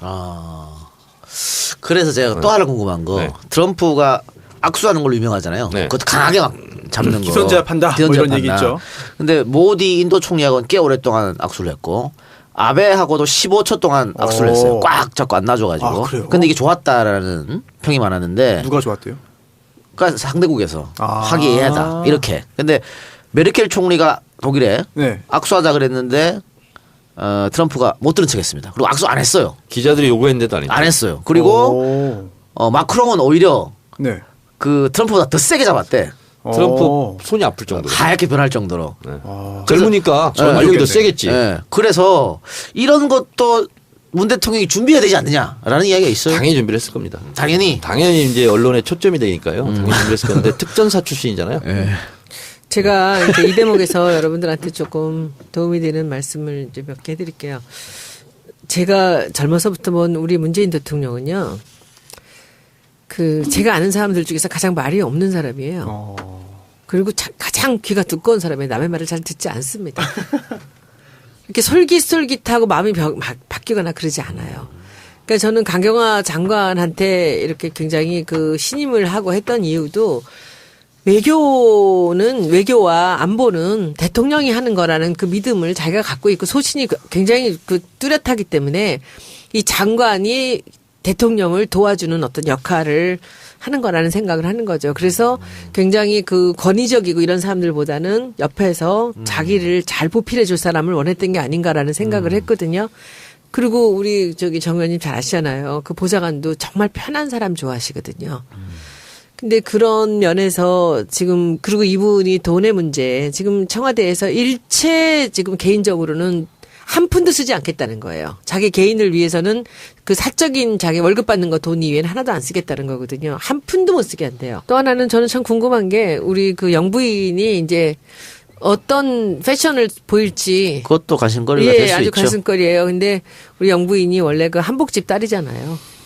그리고 30년 동안 넘게 차를 했기 때문에 다회를 많이 하니까 한복을 많이 입었거든요. 그래서 아마 한복을 이번에 멋지게 한번 여태까지 본 적이 없는 그런 일상적이면서도 진짜 배기 한복을 한번 입지 않을까라는 생각이 좀 듭니다. 그리고 교민들이 모이는데요. 워싱턴에서. 미국 전역에 있는 교민들이 모여서 이제 한번 세상을 바꾸는 정치수다 팟캐스트 정치 알아야 바꾼다. 98회 방송 시작하겠습니다. 오늘 방송은 정청래 키워드 분석을 중심으로 진행하도록 하겠습니다.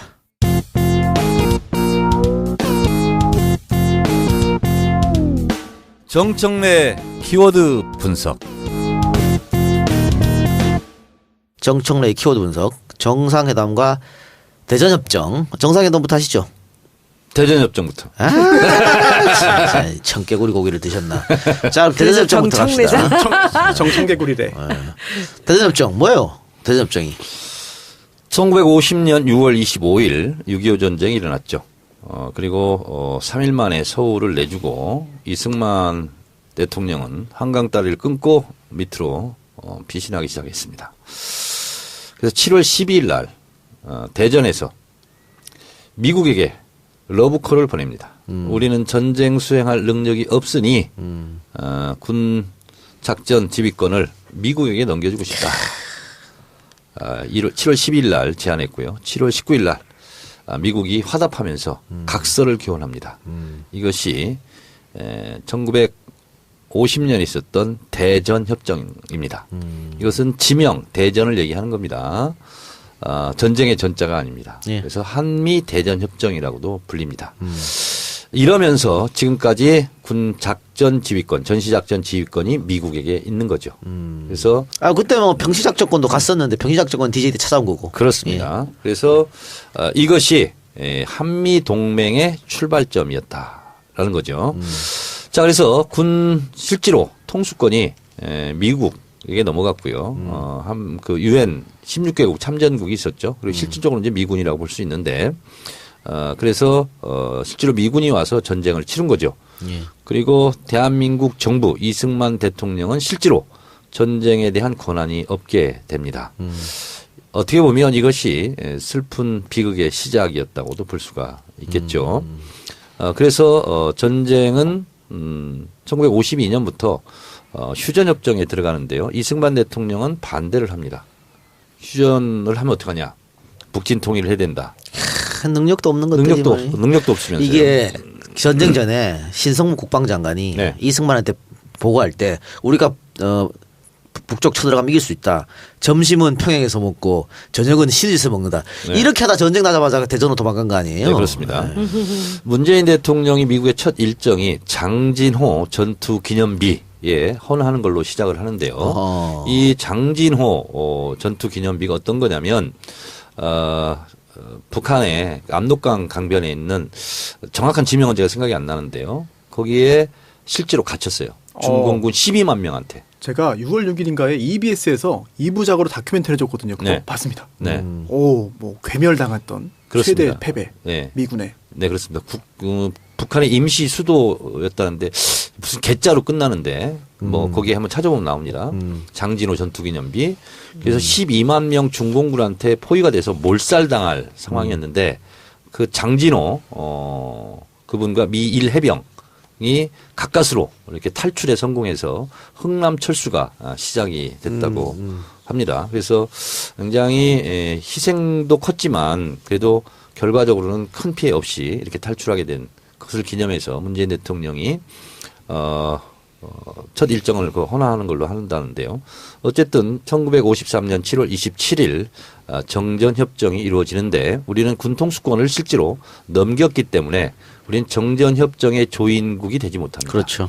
그래서 중국의 팽덕회, 북한의 김일성, 그리고 유엔군의 클라크 대장 이렇게 세 명이 실제로 정전협정에 조인을 합니다. 그리고 전쟁이 잠시 끝난 게 아니라 종전이 아니라 이제 휴직에 들어가는 거죠. 그러니까 이승만 대통령은 휴전을 반대한 대가로 요구하는 것이 한미 상호 방위 조약입니다. 그래서 한미 상호 방위 조약 체결을 원했고 그래서 미국이 실제로 한미 상호 방위 조약을 체결하게 됩니다.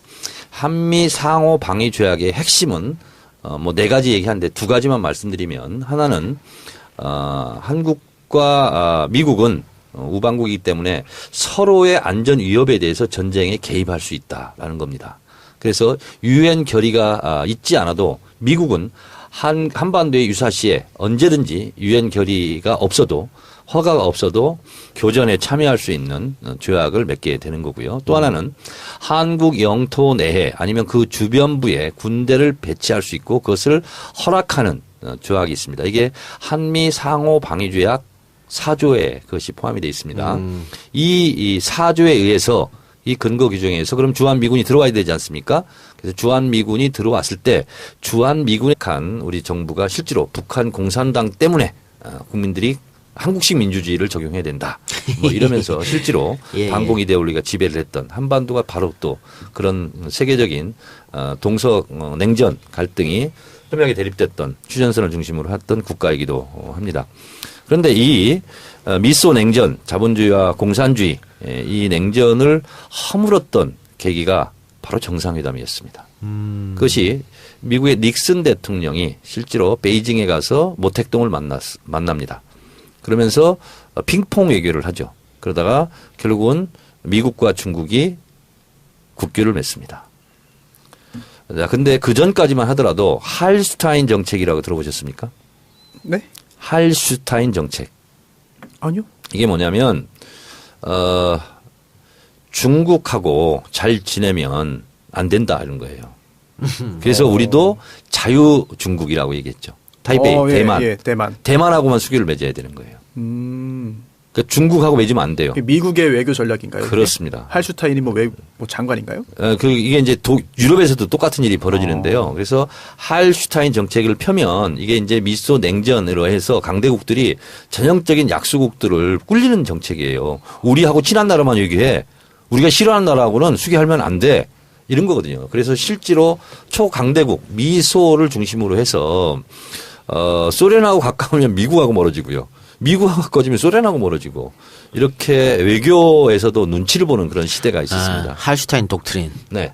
그거네요. 서독만이 독일의 유일한 합법 정부다. 그렇습니다. 그러니까 타이베이도 뭐 그런 거였은 거죠. 그렇습니다. 예. 예. 하나의 중국 이런 것도 비슷한 건가요, 그러면? 그거하고 좀 다른 거예요. 예. 그런 거고요.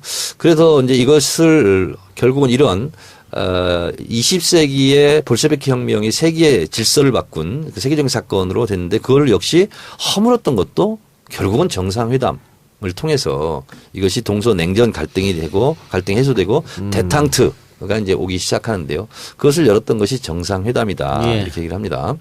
그래서 사사생전에 동교동의 김대중 대통령이 말씀을 하시길 어떻게 얘기하냐면 실제로 국가 이익을 추구하는 것이 외교고 국가 이익을 위해서라면 악마와도 손잡아야 된다. 그것이 대표적인 경우가 닉슨과 모택동의 악수였다. 이렇게 얘기를 합니다.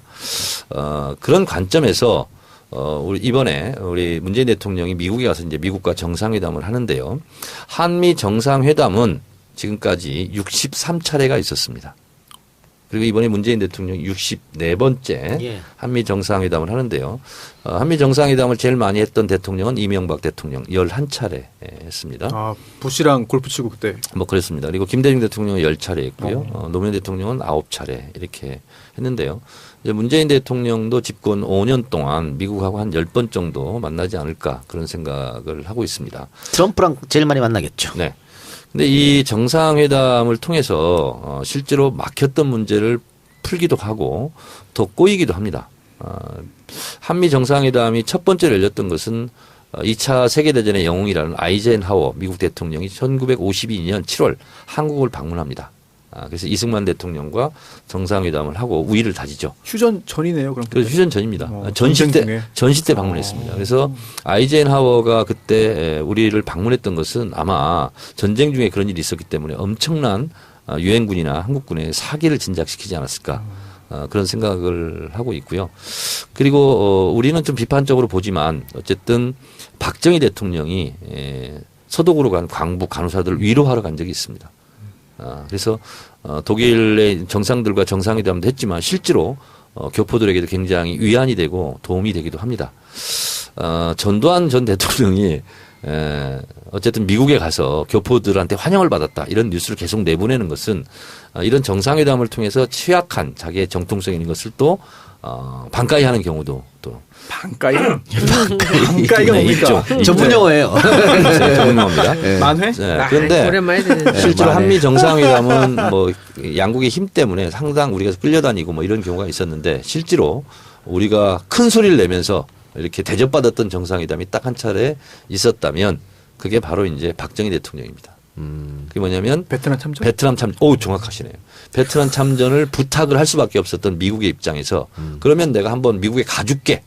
박정희 대통령이 이렇게 나왔을 때 미국에서 전용기까지 내준 그런 일도 있었습니다. 이번에도 뭐 경비를 다 미국에서 된다면서요? 뭐 그건 모르겠어요.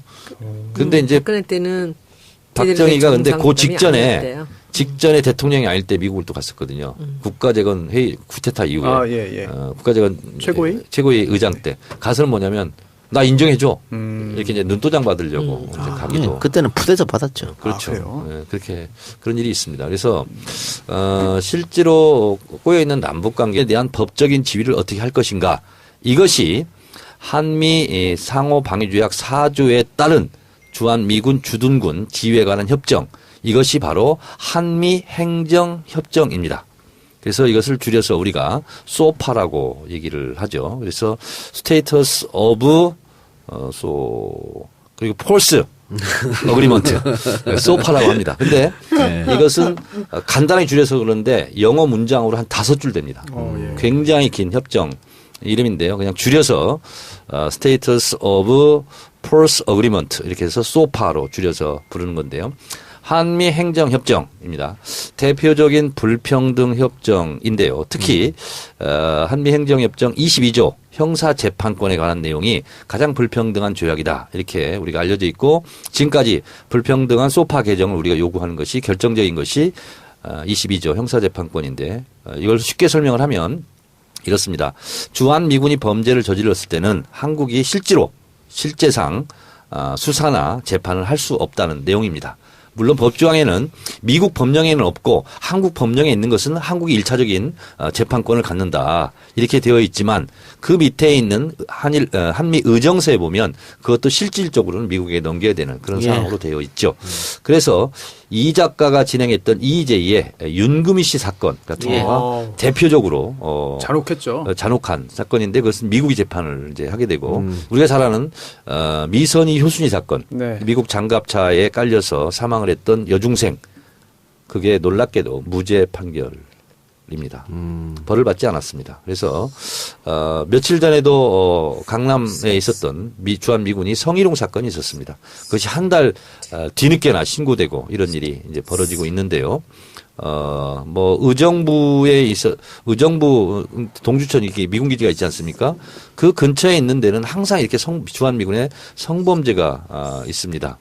그래서 이 소파 개정을 해야 된다 하는 것이 제22조 헌법 형사재판권을 관한 건데 이 밖에도요. 또 하나 황당한 것은 뭐냐면 우리가 아무런 책임이 없어요. 주한미군이 100% 잘못했어요. 그렇게 설령 판정이 나더라도 벌금을 물을 경우에는 그 벌금의 25%를 한국 정부가 내야 된다는. 그래요? 황당한 조약이 있습니다. 그래서 10년 전 어떤 의원이 이걸 국회에서 질의를 했는데요. 자료를 내고 했는데 그 돈이 1년에 4억 7천만 원이더라. 이렇게 되고 있고요. 또 하나는 뭐냐면 별로 주목받지 않은 거지만 인적, 물적, 물품이 실제로 주한미군 기지에 들어옵니다. 그러면 한국과 어떠한 협의를 하지 않아도 됩니다. 그래서 평택 오산기지 이런 데 탄저균이 들어왔다. 우편으로 하는 것이 뭐냐면 소파 규정 때문에 그렇습니다. 주한미군이 들어오는 거라면 우리가 그것을 조사할 수가 없습니다. 그래서 이런 것을 포함해서 31조로 구성되어 있는데 한미 행정협정이 이것을 제가 다 읽어봤어요. 읽어봤는데 이 밖에도 너무나 굴욕적이고 너무나 자존심 상하는 그런 문구들이 너무 많아요. 예를 들면 이런 거 있습니다. 주한미군 기지를 사용했어요. 한국 무조건 내줘야 돼요. 근데 필요 없이 주한미군이 갔어요. 그러면 원상 복귀할 의무를 가지지 않는다. 버리고 그냥 가는 거예요. 오염을 시켰던 뭘 했든 간에 원상 복귀에 대한 의무를 가지지 않는다. 그리고 그것을 한국은 요구할 수도 없다. 이런 내용들이 진짜 수두룩 빡빡하게 많습니다. 그러니까 지금 대표적 불평등 조약인 소파 협정이 66년, 67년도에 이루어졌는데 이게 대전 협정이 스타트였다. 이렇게 보면 되는 거고. 그렇습니다. 근데 대전 협정이라는 것이 이게 아무런 법적 절차 없이 그냥 이승만 대통령 본인의 생각으로 이루어졌기 때문에 법적 절차도 사실 문제가 있었다고 하지만 그래도 어쨌든 유효적으로 이루어졌는 거네요. 네, 그러니까 대전 협정이 있으면서 실제로 미국이 여기 와서 전쟁을 치른 거고요. 끝나니까 이승만 대통령은 그럼 이렇게 끝났는데 어떻게 갈 거야? 다시 본국으로 돌아갈 거야? 그러니까 한미 상호 방위 조약을 실제로 매달려서 체결을 하게 되는 거죠. 그래서 결론을 말씀드리면 이제 21세기 대한민국 국가 경제가 전 세계에서 뭐 10위권에 이른다고 그러고 국력이 신장됐다고 그러는데 한미 동맹이라는 것은 미국이 우리를 도와주는 거 아니에요? 우호적 관계 아닙니까? 그러면 거기에 맞게 동반저적 관계로 수평적 관계로 불평등한 이 한미 행정협정도 문재인 정부 이 시대에 평등하게 좀 바꿔야 되지 해방을 않느냐. 만들었던 그런 이렇게 조약들이 생각합니다. 여태까지 그냥 있는 거죠. 그러니까 뭐 한 두 차례 개정을 했는데 개정해도 역시 불평등 조약은 남아 있고 특히 아까 뭐 정현도 얘기했습니다만 미국인이 잘못을 한국인한테 했음에도 불구하고 한국인 그러니까 구속할 때는 대한민국이 이게 체포할 권리가 없기 때문에 네. 재판도 네. 이게 이제 제일 먼저 고쳐야 되는데 사실은 이 소파 같은 경우에는 미국은 일본하고도 체결했지 않습니까? 그런데 우리하고 완전 달라요. 네, 다릅니다. 우리만 불평등이야. 네. 그러면서 맨날 뭐 한미 뭐 상호 뭐 이런 얘기하면 어떻게 해? 그러니까 필리핀 같은 경우도요. 수빅만에 설치했던 미 공